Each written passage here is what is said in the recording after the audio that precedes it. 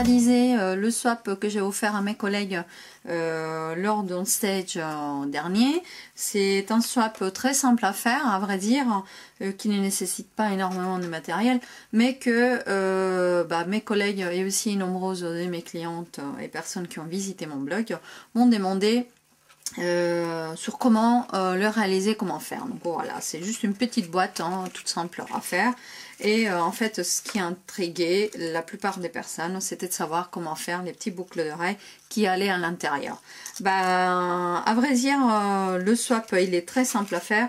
Et surtout, c'est une manière que je vous conseille d'utiliser vos chutes de papier design. Voilà, vous faites des petites boucles d'oreilles avec, c'est très bien. Là, pour faire cette petite version, il suffit juste de perforer du papier et on va le travailler comment. C'est ça l'énigme que tout le monde demande, mais qui est assez simple. Vous avez des petites boucles d'oreilles que l'on va faire avec des chutes de papier, donc voilà. Vous prenez ceci, vous prenez la perforatrice de votre choix, donc là on va faire de petites, c'est un demi-inch. Et donc je viens perforer le motif que je souhaite. Donc là je sélectionne mes petites fleurs et j'essaie de faire deux pareils. Voilà, j'ai fait mes deux petites fleurs. J'ai donc la base de mes boucles d'oreilles. Toutefois c'est du papier, donc il va falloir le fortifier. Alors il y a un produit que je regrette énormément qui soit parti du catalogue annuel dernier, et c'est notre Crystal Effect. C'est tout simplement un vernis transparent très puissant qui sert aussi d'école et que lorsque l'on dépose fait que notre papier il durcit et puis il brille. Donc je l'ai utilisé, mais avant de pouvoir appliquer mon vernis-colle, j'ai utilisé ma petite pince un 16e inch et j'ai pré-perforé deux petits trous à l'endroit où je veux qui est le pendentif de ma boucle d'oreille. Voilà, donc j'ai fait deux petits trous comme ceci, un là et puis un autre là, pas très proche du bord mais pas très éloigné non plus, parce que ces petites boucles d'oreilles ont été montées directement sur le pendentif, on va dire, sur ce qui sert à la boucle d'oreille à tenir à l'oreille. Si vous le faites très éloigné, vous allez avoir besoin d'utiliser des petites rondelles comme celle-là, et donc c'est un peu plus fastidieux à faire. Donc du coup, moi je vais juste monter mes boucles d'oreille directement là-dessus, ça fait un peu moins de travail. Donc une fois que j'ai perforé mes deux petits trous, mes deux boucles d'oreilles et les deux petits trous qui vont recevoir le pendentif, voilà, je vais prendre mon tapis en silicone, très conseillé lorsque l'on travaille avec de la colle. Je pose par-dessus les boucles d'oreilles et en fait j'utilise ma petite colle, voilà, mon Crystal Effect. On ne le vend plus au catalogue, mais vous pouvez trouver sous autres marques du glossy, ça s'appelle en général. Il y a d'autres marques que je ne citerai pas qui le font. Vous allez à un magasin en loisirs créatifs, vous allez trouver donc le glossy. Et donc là, vous appliquez très généreusement de la colle, voilà, du vernis colle tout autour. C'est pas grave si les trous ils se referment à cause de la colle. Il n'y a pas de souci, parce qu'après on prend une petite aiguille, on le rouvre et puis hop, voilà. Donc on fait ça sur les deux côtés. Donc on fait d'abord un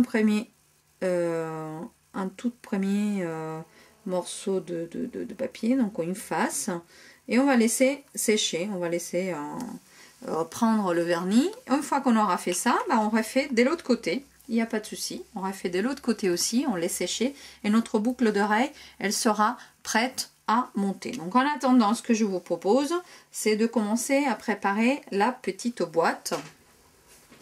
On va mettre ça de côté.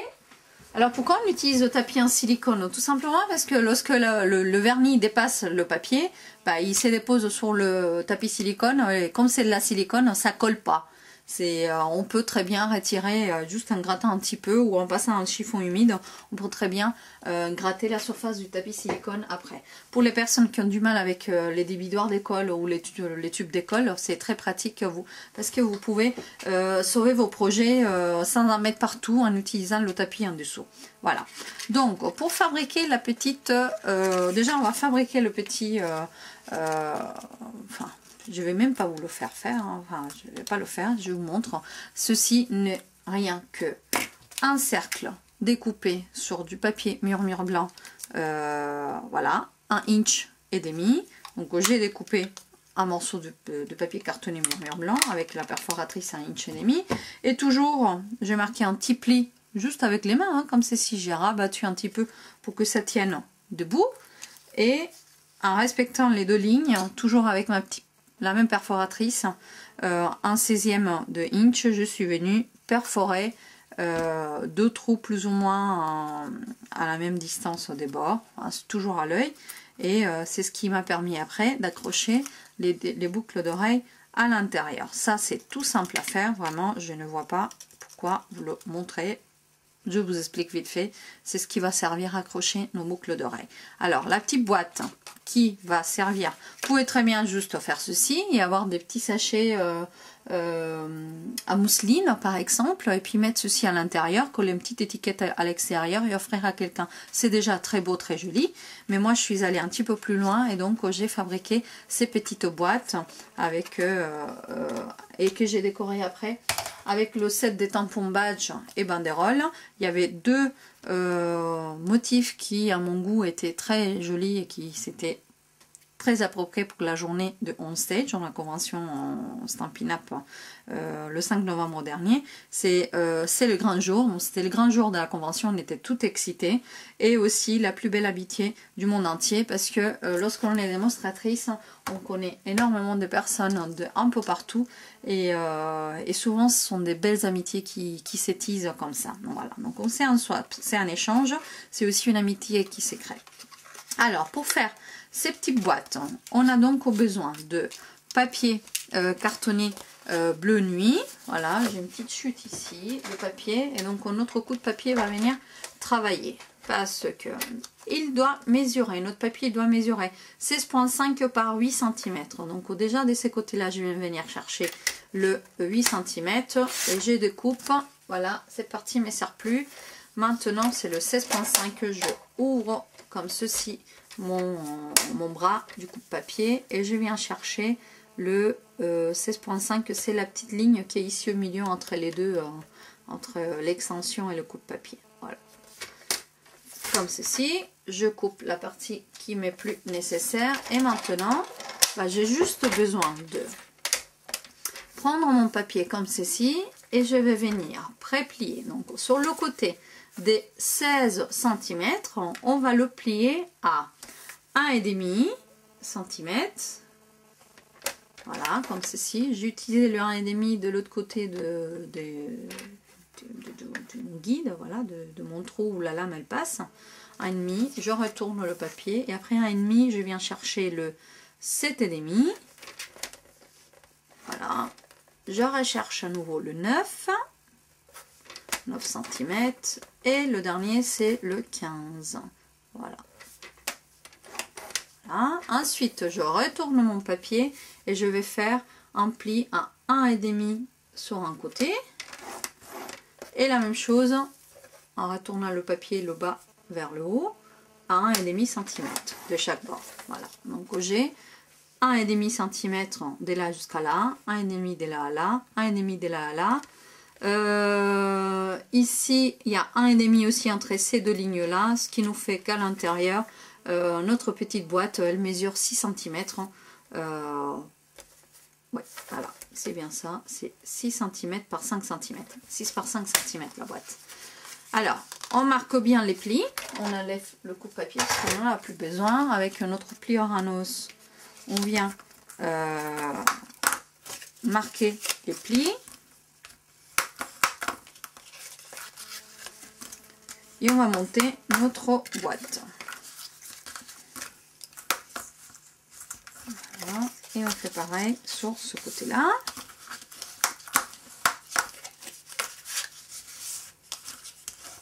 Voilà. Maintenant, c'est les petits ciseaux qui prennent le relais.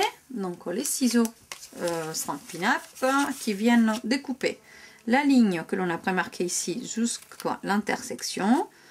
On enlève un petit excès. Pour faire joli, on fait pareil et là on enlève un petit excès, on ne dépasse pas la ligne que l'on a marquée, hein. pas si vous avez, et on fait pareil de l'autre côté. Voilà. Voilà. On va faire des deux côtés la même chose. Donc on va faire ici, on découpe la ligne que l'on a marquée jusqu'à l'intersection, les deux côtés, vous voyez, et on enlève un petit surplus pour que on puisse rabattre sans qu'il y ait des excès ailleurs. Donc voilà, toujours la ligne que l'on a pré-pliée et on enlève les petits excès des deux côtés. Donc ça, on le fait des deux côtés, hein. C'est toujours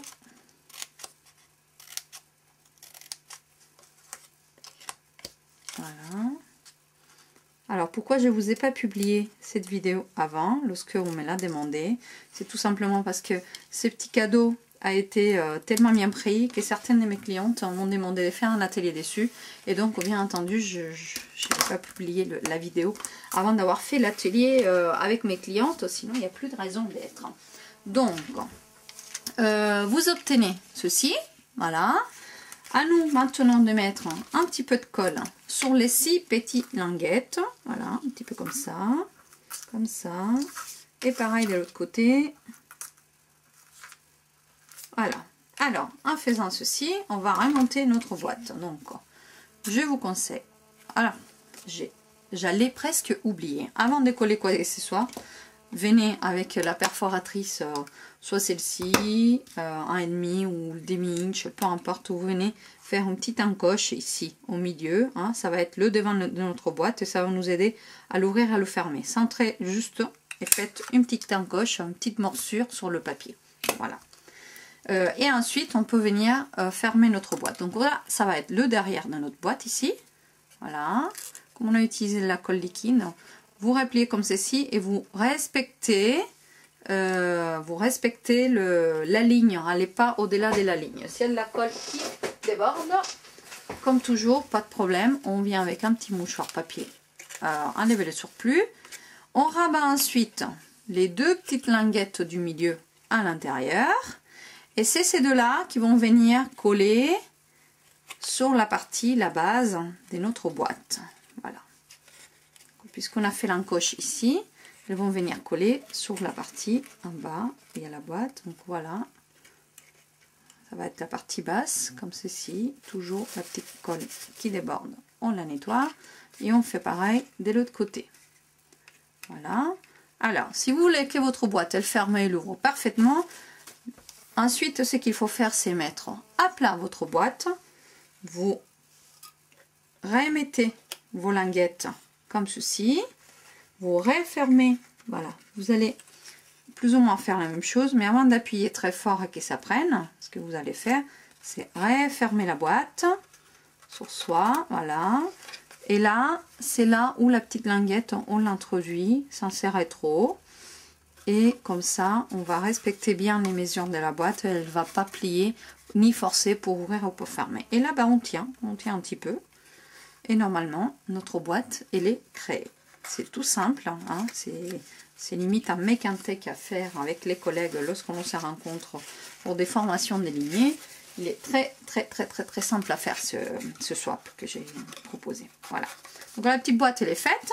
Il ne suffit plus que avec l'aide du set des tampons, de l'encre et du set des tampons badge et banderole, hein, voilà, tamponner les motifs de notre choix. Je me suis déjà avancée, voilà, j'en ai un échantillon ici.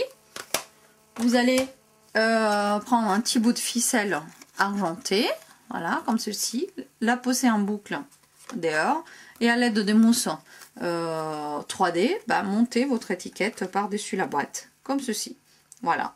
Ça vous donnera une petite boîte en scie.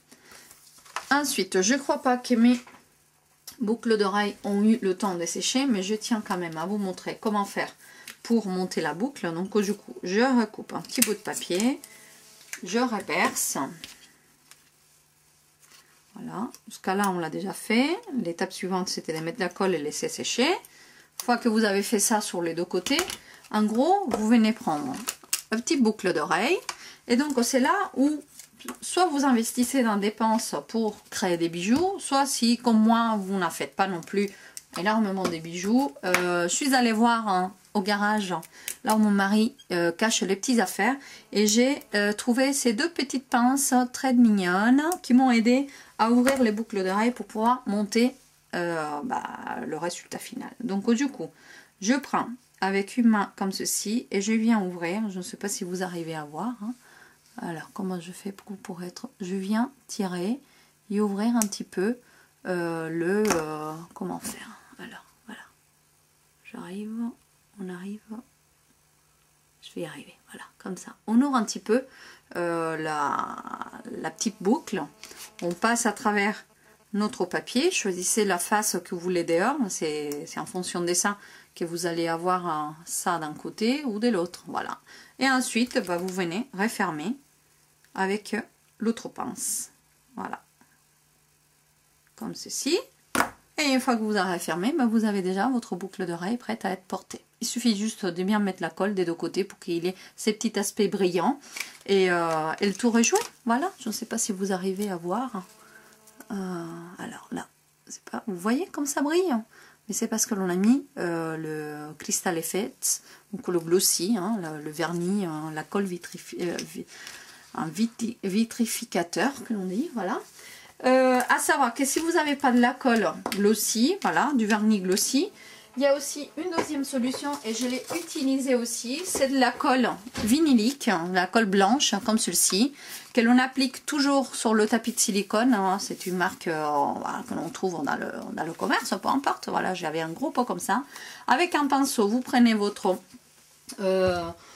tapis silicone, vous mettez vos petits cercles dessus et à l'aide de votre d'un petit poinçon éventuellement, vous tenez et puis vous passez avec le pinceau de la colle blanche vinylique comme celle-là par-dessus, ça va durcir vos boucles d'oreilles et puis elles vont être traitées contre l'humidité. Elles ne brilleront pas, mais elles seront aussi durcies et donc resteront à la sueur ou éventuellement une petite flotte qui vous tombe dessus.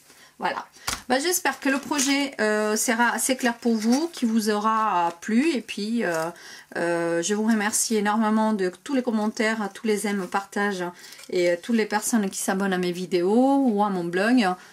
Je vous aime, n'hésitez pas à me contacter si besoin, si aide, commande ou réservation d'atelier. Je vous fais des gros bisous et puis je vous dis à très bientôt, au revoir.